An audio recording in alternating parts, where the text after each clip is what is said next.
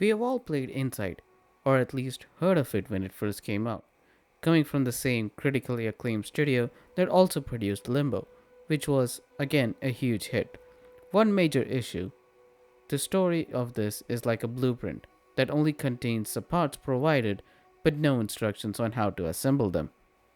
It's like an 824 film, where nothing makes sense until the very end, but the mystery of it keeps us at the edge about what's happening and why it's happening. So, in this video, we'll be piecing together Inside to know its true story and what it's trying to convey us.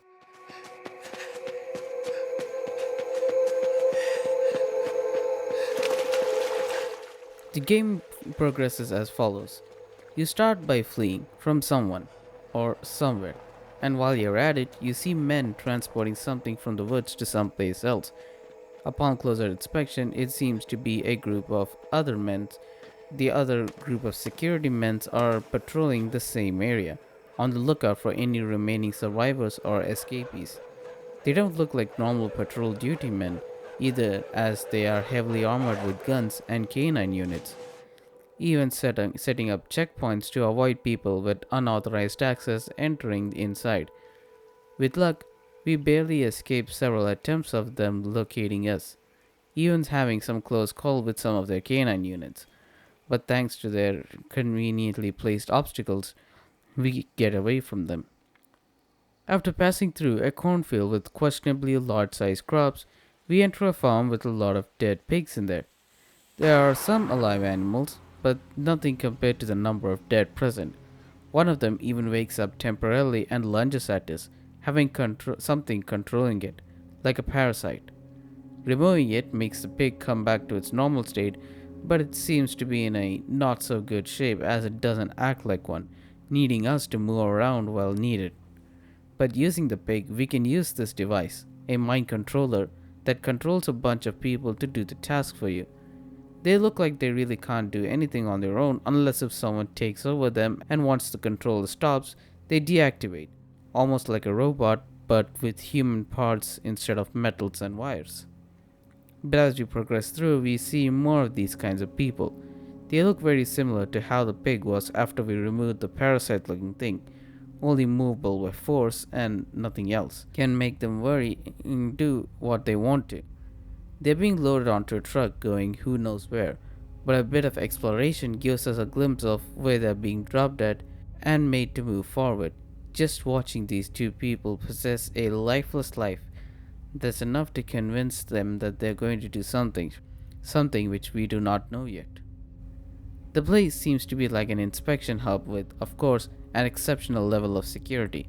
With the amount of dead bodies around it, one can assume that they were people like us, sentient enough to know something isn't right, but fail to escape and help us out. Unfortunately, we crash through the weak wooden floor onto one of the candidates. This is where we see what's going on in person.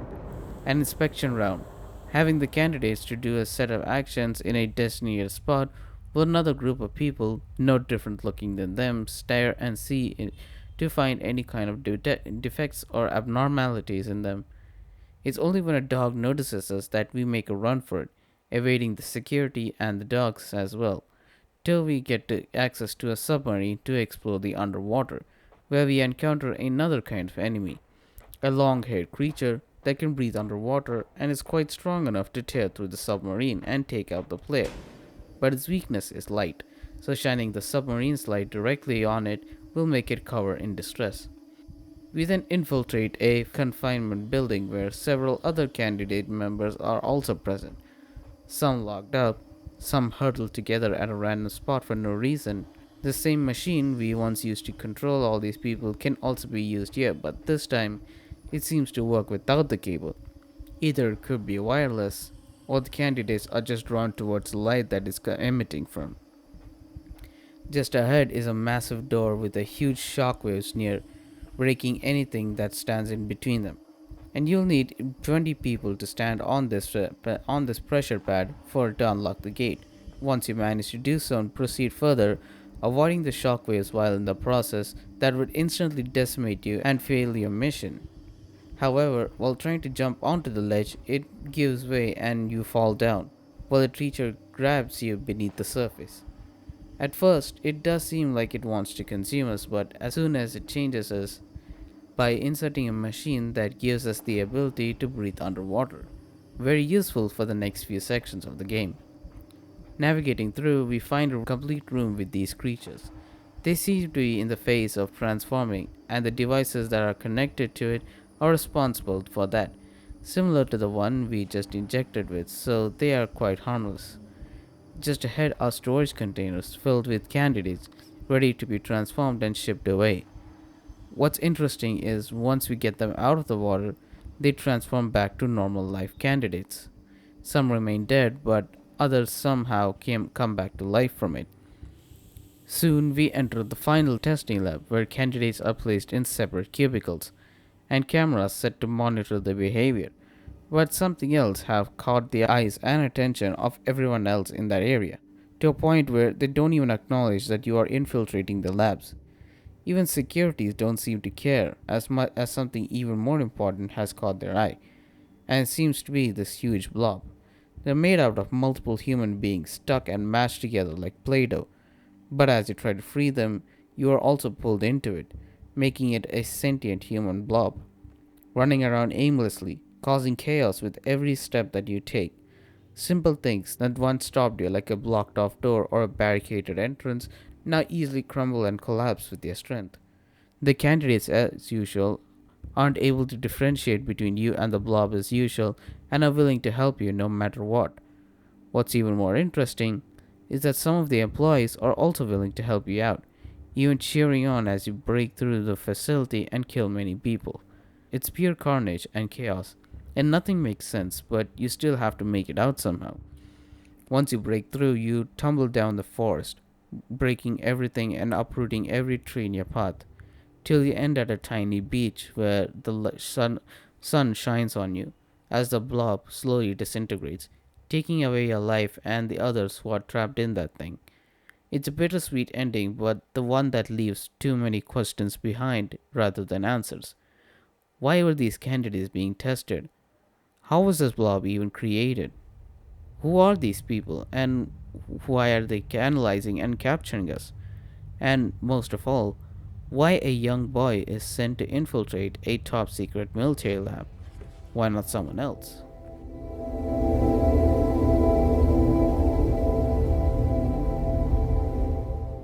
To start, we'll need to understand why and what are they planning to do with the kidnapped candidates. There are many that we can theorize of, from a secret organization working on a drug to prolong life, or to see that if their theory is correct in certain aspects. One thing is clear, they want to practice order and control over the people, making them obey every command they inflict on them, even if it were to do harm on them, or even be fatal for them. Something that we are slowly transitioning to in real life, with governments introducing laws and rules forcing users to give up their private information for basic internet usage and silencing media regarding matters that would otherwise be detrimental to the politics and take place. It seems that Inside is sending us a message on how the extremely wealthy and powerful 0.1% of the population can control the entire world at their fingertips. That's why they are all moving so unwillingly. It's like their body is resisting, but the mind is obeying. Similar to how a 9 to 5 job can sometimes be. You may not like the job, or you may have bad colleagues or higher ups that you'll need to deal with, but it brings food to the table, and without it, you won't survive much longer. This can be proven when you see during the security level candidates who are still alive but taste for trying to make a getaway. It seems that people have the strength to break free but are often punished for doing so. Similar to our world, where people who expose the truth often end up suffering the most of all, encouraging corruption and discouraging honesty. Another interesting thing is the protagonist himself. He isn't named, and he's just a young boy. You'd expect him to make many mistakes while infiltrating a top security level lab, yet it seems like he knows the right route to this place, a safer one from the rest, and how to handle a situation no matter the context. Either this could be done by extensive planning and training from his part, or he's just lucky. Or maybe it wasn't his own doing. Throughout the game, if you decide to explore a bit more in certain areas, you'll encounter these strange glowing orbs that are often connected to these yellow wires. These mind controlling devices also have a hint of yellowness on it. Disabling it means that you are disabling the device that are meant to control them, and it's speculated that they act as a beacon, like a range extender, to keep track of the protagonist and his actions, so that he doesn't wander off of his own will, which explains why they are kept in hard to reach places and usually not in the usual spots. So that way we don't accidentally stumble upon it unless if we are frantically searching for one. There are 14 in total throughout the game, and once you collect them all and disable it, in the cornfield is a hidden bunker with a secret room whose lights will turn on once you do complete them. Using the secret code mentioned on the screen, it'll lead you through a very long and narrow tunnel till you find a place called the Master Terminal, where all those mind controlling devices are connected to. Should we decide to unplug it from its power unit,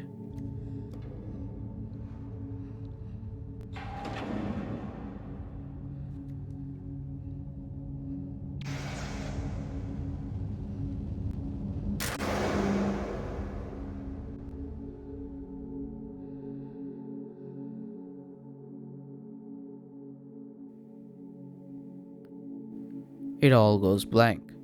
Except one thing to notice: the protagonist also bends down like he has lost his consciousness, giving the similar pose to how the candidates do once you plug ourselves out from their mind controlling machine, which means all this time he was also under the control of someone, but who exactly we aren't too sure.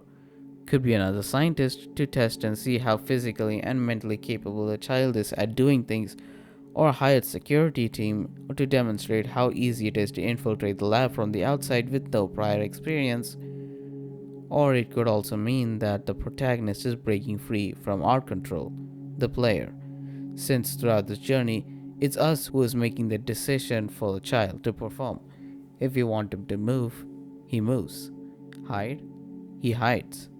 Run, he runs. Swim, he swims. Save, he saves. Or at least attempts to. And with the theory of him being among the candidates can further be backed up by these long-haired creatures. The first one seems to attack you at an instant mainly because you are manning a submarine, which is usually done so by security members rather than you, so it couldn't tell who was in it till it was too late.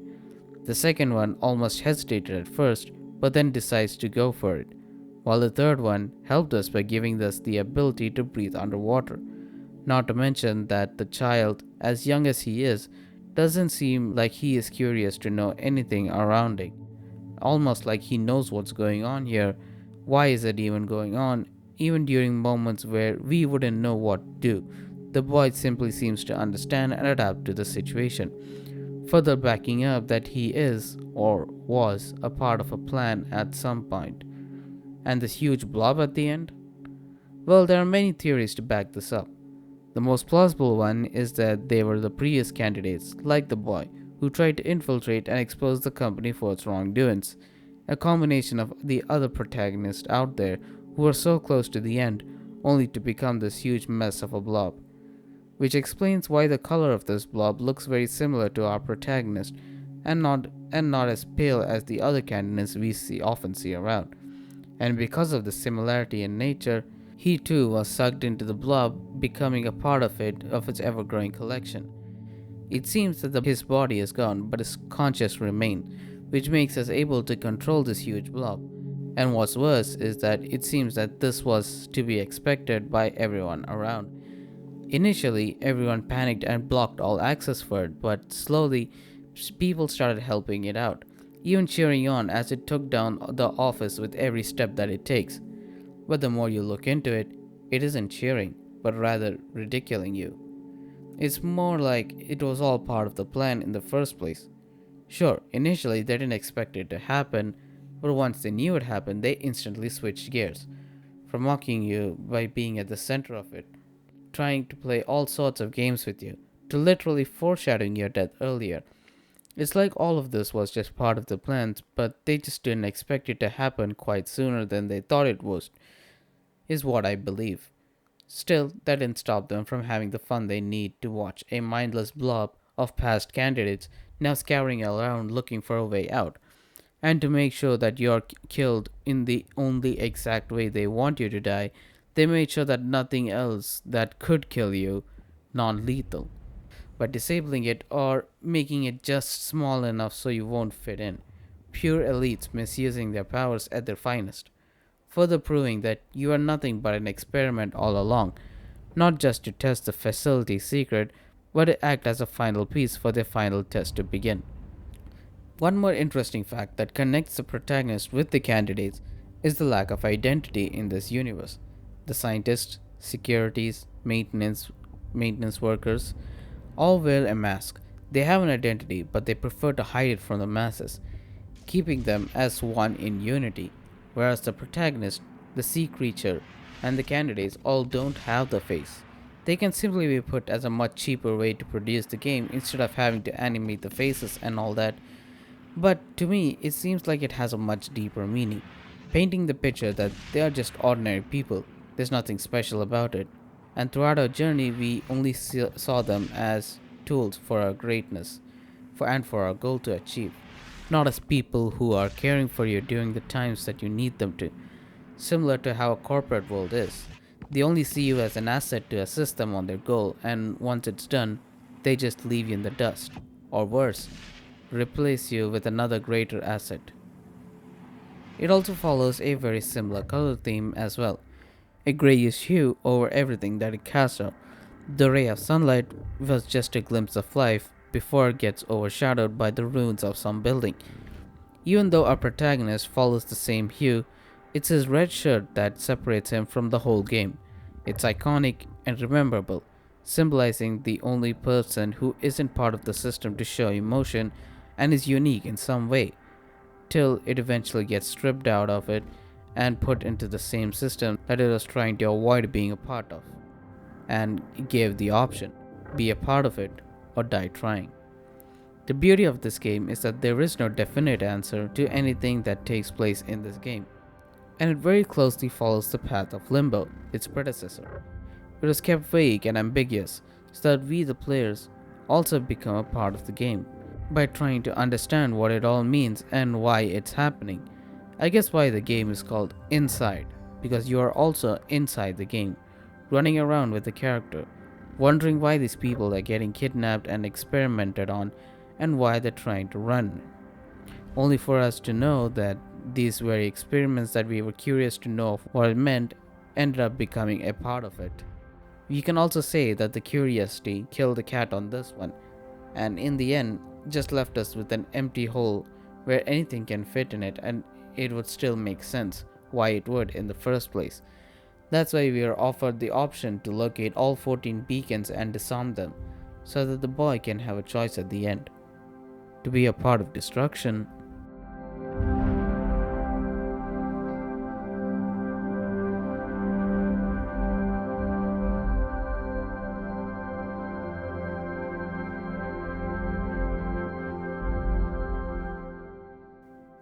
or part of resistance.